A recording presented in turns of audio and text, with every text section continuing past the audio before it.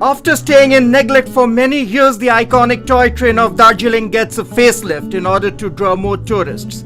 Darjeeling Himalayan Railway or DHR has introduced 2 air-conditioned coaches which will be attached to the toy trains that ply between New Jalpaiguri and Darjeeling.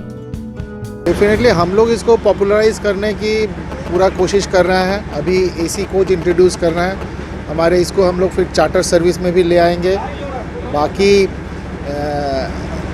Darjeeling से घूम तक जो हमारा Joy ride चल रहा है वो तो अभी 10 पेयर का हम लोग का ऑलरेडी चल रहा है. जैसे टूरिस्ट सीज़न बढ़ेगा ऑन डिमांड हम लोग उसको और भी ज़्यादा बढ़ाने की कोशिश करेंगे.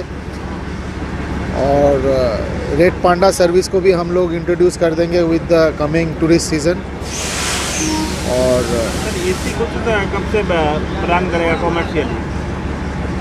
ये एग्जैक्ट डेट तो हम आपको इंटीमेट कर देंगे. अभी हम लोग फेयर्स को भेज दिए हैं. We are technically ready to run that train. और फेयर जैसे ही हमारे पास आ जाता है हम लोग कमर्शियली उसको PRS में इंट्रोड्यूस कर देंगे.